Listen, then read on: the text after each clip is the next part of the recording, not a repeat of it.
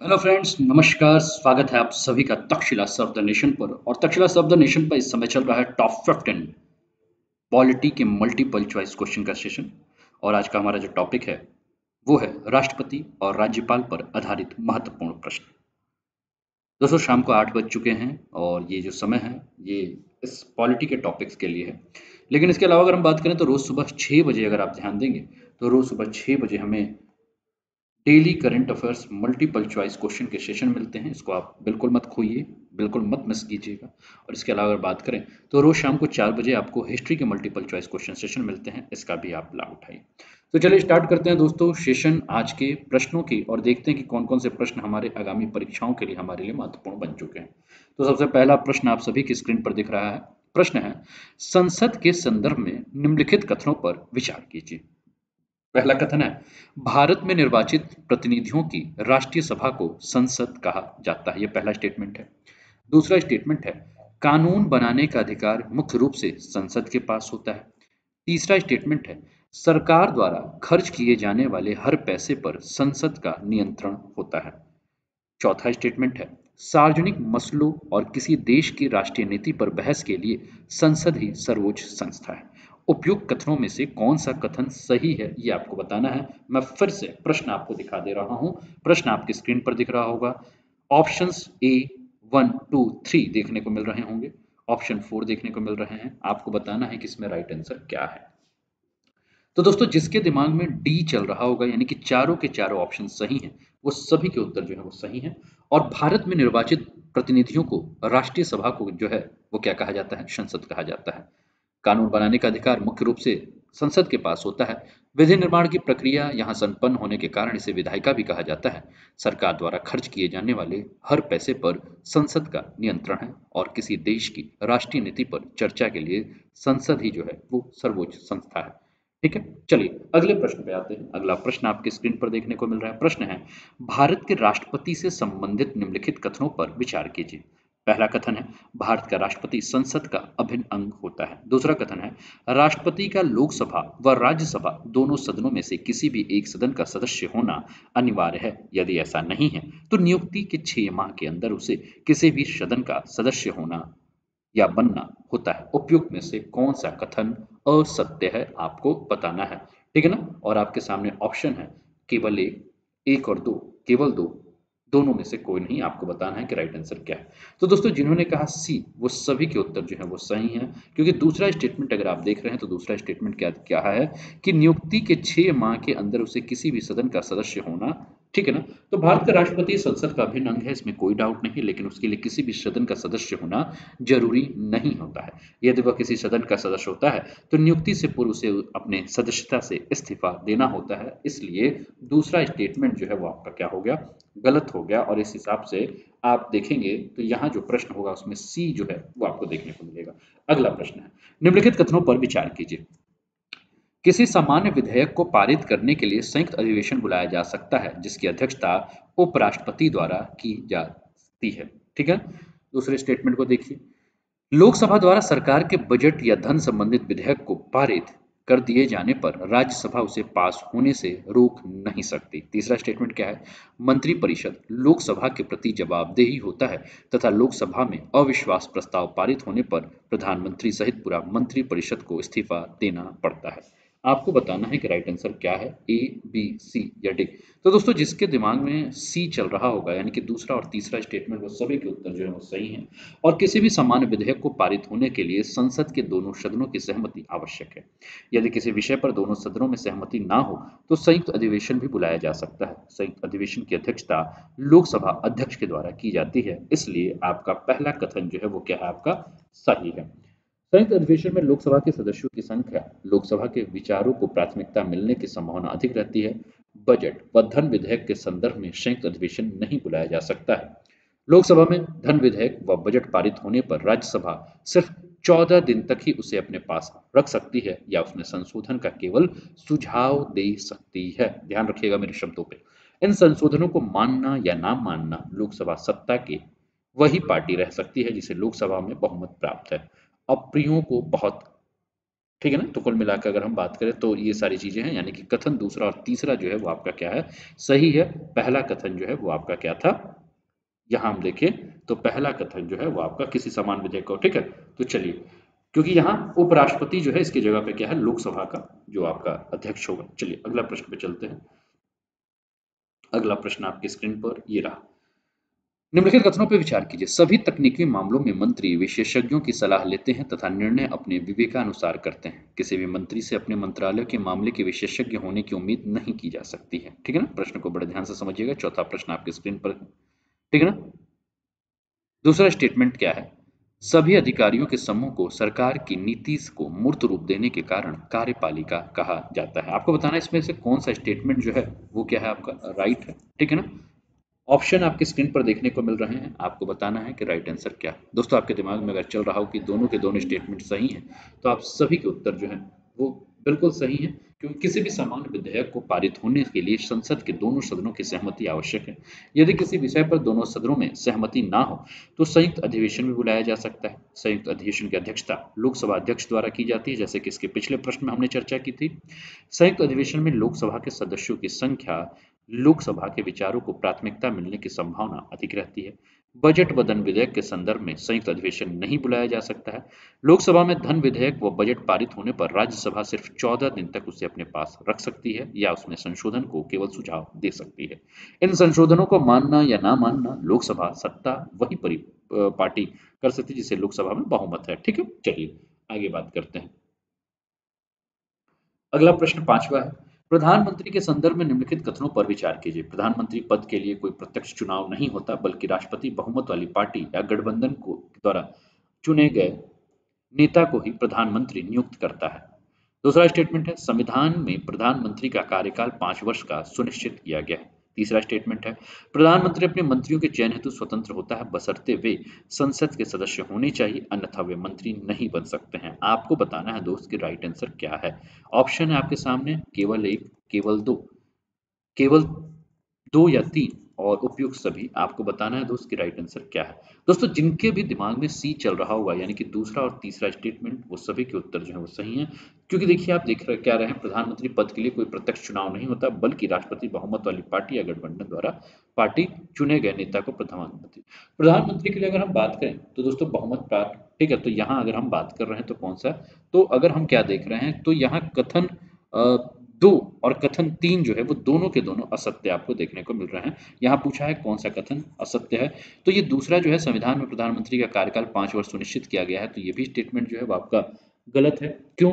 क्योंकि प्रधानमंत्री का कार्यकाल जो है वो तय नहीं होता है। जब तक उसे लोकसभा में बहुमत प्राप्त होता है तो वो प्रधानमंत्री के पद पर आसीन रह सकता है। ठीक है ना। तो इसलिए, और तीसरा जो स्टेटमेंट है कि प्रधानमंत्री अपने मंत्रियों के चयन से स्वतंत्र होता है। ठीक है। तो इसमें अगर हम बात करें तो प्रधानमंत्री अपने मंत्रियों के पद हेतु स्वतंत्र होता है, बशर्ते उन्हें संसद का सदस्य होना चाहिए। लेकिन अगर वह इस समय किसी भी सदन के सदस्य नहीं है तो 6 माह के अंदर उन्हें किसी सदन की सदस्यता प्राप्त करना अनिवार्यता होता है। प्रधानमंत्री की सलाह पर राष्ट्रपति द्वारा मंत्रियों की नियुक्ति की जाती है। तो अब यहाँ देख रहे हैं ना आप कि कहा है कि मंत्री होना है, मतलब किसी में सदस्य होना चाहिए, तो भैया 6 महीने का जो है वो क्या किया जाता है, टाइम दिया जाता है। कैसा लग रहा है सेशन जरूर बताइएगा, और अपने मित्रों के साथ जो है वो क्लासेस के लिंक्स को जरूर शेयर कीजिएगा। उन्हें भी इनवाइट कीजिएगा कि वो इसका लाभ उठाएं। रोज सुबह 5 बजे, माफ कीजिएगा, रोज सुबह 6 बजे करंट अफेयर्स एमसीक्यू, शाम को 4 बजे हिस्ट्री एमसीक्यू, और रात को 8 बजे पॉलिटी के एमसीक्यू के सेशन हो रहे हैं। अगला प्रश्न है, राष्ट्रपति के संदर्भ में निम्नलिखित कथनों पर विचार करें। भारत का राष्ट्रपति ब्रिटेन की महारानी की तरह केवल नाम के अधिकारों का उपयोग करता है। दूसरा, राष्ट्रपति का चयन जनता द्वारा प्रत्यक्ष रूप से किया जाता है। तीसरा है, राष्ट्रपति संपूर्ण राष्ट्र का प्रतिनिधित्व करता है, लेकिन वह प्रधानमंत्री की तरह जनादेश का दावा नहीं कर सकता। चौथा है, सारे कानून, सरकार के सभी नीतिगत फैसलों एवं सभी नियुक्तियां राष्ट्रपति के नाम से ही होती है। और पांचवा है, भारत के सभी रक्षा बलों का सुप्रीम कमांडर राष्ट्रपति होता है। आपको बताना है कि राइट आंसर क्या है, ए, बी, सी या डी। आपको सही उत्तर बताना है दोस्तों। फिर से मैं आपके सामने स्टेटमेंट दिखा दे रहा हूं। पहला स्टेटमेंट है कि भारत का राष्ट्रपति ब्रिटेन की महारानी की तरह आपको देखने को मिल रहा है। पहला स्टेटमेंट आपके स्क्रीन पर आप सभी को जो है वो देखने को मिल रहा होगा, है ना। तो पहला स्टेटमेंट आपको जो है वो देखने को मिल रहा है, ठीक है ना। दूसरा स्टेटमेंट, आपको राष्ट्रपति का चयन जनता द्वारा प्रत्यक्ष रूप से किया जाता है। तीसरा स्टेटमेंट, राष्ट्रपति संपूर्ण राष्ट्र का प्रतिनिधित्व करता है, लेकिन वो प्रधानमंत्री की तरह जनादेश का दावा नहीं कर सकता। चौथा स्टेटमेंट है सारे कानून, सरकार के सभी नीतिगत फैसले एवं सभी नियुक्तियां राष्ट्रपति के नाम से ही होती है। पांचवा स्टेटमेंट क्या है कि भारत के सभी रक्षा बलों का सुप्रीम कमांडर राष्ट्रपति होता है। तो आपको बताना है दोस्तों कि राइट आंसर क्या है। तो दोस्तों जिन्होंने भी कहा है ना, इसके बारे में, इस प्रश्न के बारे में अगर हम बात करें तो जिन्होंने छठवें प्रश्न का उत्तर जो है वो कहा सी, यानी कि 1 3 4 5 स्टेटमेंट सही, वो सभी के उत्तर जो है वो आपके क्या हैं, सही हैं। अगला सातवां प्रश्न आपके स्क्रीन पर देखने को मिल रहा है। मंत्रिमंडल के विषय में निम्नलिखित कथनों पर विचार करें। सत्ताधारी पार्टी के सभी मंत्रियों की राय किसी मामले में भिन्न भिन्न हो सकती है, लेकिन किसी भी मंत्री को सरकार के फैसले की खुलेआम आलोचना करने का अधिकार नहीं होता है। दूसरा स्टेटमेंट है, प्रधानमंत्री को किसी भी मंत्री को बर्खास्त करने का अधिकार होता है तथा जब प्रधानमंत्री अपना पद छोड़ता है तो पूरे मंत्रिमंडल को इस्तीफा देना होता है। आपको बताना है कि कौन सा स्टेटमेंट सही है, और मुझे उम्मीद है कि आप लोग के दिमाग में स्टेटमेंट बी चल रहा होगा, तो सभी के उत्तर जो है वो क्या है, आपके सही है। अगले प्रश्न में चलते हैं। आठवां प्रश्न है, निम्नलिखित कथनों पर विचार करें। भारत की न्यायपालिका का ढांचा एकीकृत न्यायपालिका का उदाहरण है। उच्चतम न्यायालय भारत में न्यायिक प्रशासन करने की सर्वोच्च संस्था है। तीसरा स्टेटमेंट क्या है, सर्वोच्च न्यायालय द्वारा दिए गए निर्णय व आदेश उससे नीचे की सभी अदालतों के लिए बाध्यकारी होते हैं। और आपको बताना है कि इसमें राइट आंसर क्या है, ए बी सी या डी।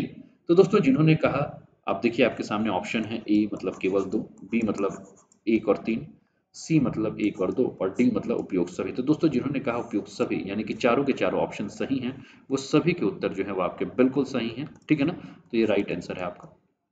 नौवां प्रश्न आपके स्क्रीन पर है, निम्नलिखित कथनों पर विचार कीजिए।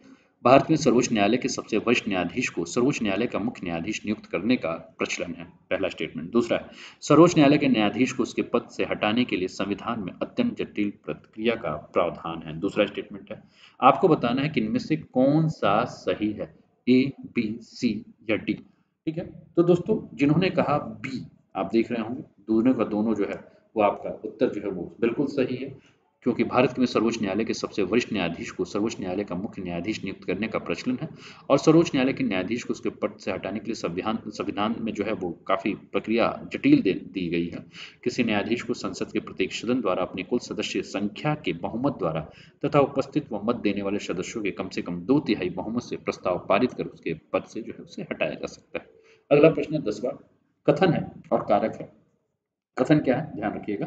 भारत की न्यायपालिका दुनिया की सबसे अधिक प्रभावशाली न्यायपालिका में से एक है, ये पहला कथन है। कारण क्या है इसका, विधायिका का कोई कानून या कार्यपालिका की कोई कार्यवाही संविधान के खिलाफ है तो न्यायपालिका केंद्र और राज्य स्तर पर ऐसे कानून या कार्यवाही को अमान्य घोषित कर सकती है। आपको बताना था इसमें राइट स्टेटमेंट क्या है। पहला स्टेटमेंट क्या कह रहा है, इसको ध्यान रखिएगा, जो ऑप्शन है ए व आर दोनों सही है तथा आर ए को पुष्ट करता है। दूसरा क्या है, ए व आर दोनों सही है लेकिन आर ए को पुष्ट नहीं करता है। तीसरा क्या है, ए सही है लेकिन आर गलत है। डी क्या है, ए गलत है लेकिन आर सही है। आपको बताना है कि राइट आंसर क्या है। तो दोस्तों जिसके दिमाग में ये आ रहा होगा कि ए आर दोनों सही, आर ए को पुष्ट करता है, वो सभी के उत्तर जो है वो सही है, क्योंकि भारत की न्यायपालिका को संविधान का अभिभावक कहा जाता है। संविधान की व्याख्या करने का अधिकार न्यायपालिका के पास है। किसी भी विधि के द्वारा संविधान का उल्लंघन होने की दशा में न्यायपालिका उसे अमान्य घोषित कर सकती है, चाहे वह राज्य या केंद्र किसी भी स्तर पर हो। जितने स्वतंत्रता व जितने अधिकार भारत की न्यायपालिका को प्राप्त है, उतना किसी अन्य देश की न्यायपालिका को प्राप्त नहीं है। इसलिए भारत की न्यायपालिका सबसे अधिक शक्तिशाली न्यायपालिका में से एक है। अगला प्रश्न आपके स्क्रीन पर है दोस्तों, 11वां प्रश्न। सरकार की कार्यवाहियों से जनहित को ठेस पहुंचने की स्थिति में कोई भी नागरिक न्याय हेतु अदालत जा सकता है। दूसरा स्टेट, उसका कारण क्या है, भारतीय न्यायपालिका को प्राप्त अधिकार व स्वतंत्रता उसे मौलिक अधिकार के रक्षक के रूप में कार्य करने की क्षमता प्रदान करती है। आपको बताना है कि राइट आंसर क्या है। ऑप्शन आपको देखने को मिल रहा है, ए आर दोनों सही, आर ए की को पुष्ट करता है। ए व आर दोनों सही है लेकिन आर ए को पुष्ट नहीं करता है। ए सही है लेकिन आर गलत है, ए गलत है लेकिन आर सही है। आपको बताना है कि राइट आंसर क्या है। तो दोस्तों जिन्होंने कहा ए, वो सभी के उत्तर जो है वो सही है। इसका मैं डिस्क्रिप्शन आपको दे देता हूँ। सरकार की कार्यवाहियों से जनहित को ठेस पहुंचने की स्थिति में कोई भी सीधे अदालत जा सकता है। भारतीय न्यायपालिका के अधिकार व स्वतंत्रता उसे मौलिक अधिकारों के रक्षक के रूप में कार्य करने की क्षमता प्रदान करते हैं। भारत की न्यायपालिका एवं स्वतंत्र निकाय है जिसे संविधान में अभिभावक का दर्जा प्राप्त है। संविधान में नागरिकों को दिए गए अधिकारों के उल्लंघन होने की स्थिति में नागरिकों को सीधे सर्वोच्च न्यायालय की ओर जाने का अधिकार प्रदान किया गया है। अगला प्रश्न है, न्यायपालिका के अधिकारों के सीमा क्षेत्र के अंतर्गत निम्नलिखित में से कौन से विवाद शामिल होते हैं। देश के नागरिकों के बीच, नागरिकों और सरकार के बीच, दो या दो से अधिक राज्य सरकारों के बीच, केंद्र और राज्यों के बीच। आपको बताना है कि राइट आंसर क्या है। ऑप्शन आपको देखने को मिल रहा है केवल एक, थोड़ा सा यहाँ में कुछ ऑप्शंस में गड़बड़ी नजर आ रही है, ठीक है ना, तो इस प्रश्न को हम लोग स्किप करते हैं। अगला है, सर्वोच्च न्यायालय के विषय में निम्नलिखित कथनों पर विचार कीजिए। सर्वोच्च न्यायालय फौजदारी व दीवानी दोनों मामलों में अपील के लिए सर्वोच्च संस्था है। दूसरा क्या है, सर्वोच्च न्यायालय उच्च न्यायालय द्वारा दिए गए निर्णय को बदल सकता है। तीसरा क्या है, न्यायाधीश कार्यपालिका व विधायिका के अधीन न होकर स्वतंत्र होते हैं, इसलिए न्यायालय न्याय की समुचित व्यवस्था संभव हो पाती है। चौथा ऑप्शन क्या है, सर्वोच्च न्यायालय के निर्णय अनुसार संसद संविधान के मूलभूत सिद्धांतों को प्रभावित नहीं कर सकती। उपयुक्त कथनों में से कौन से सत्य हैं, आपको बताना है, ठीक है ना। तो आपको बताना है कि राइट आंसर क्या है, ए, बी, सी या डी में से। फिर से ऑप्शन आपके सामने है, 13वां का है, आपके सामने ऑप्शन देखने को मिल रहा है, फटाफट सरसरी नजर से देख लीजिए।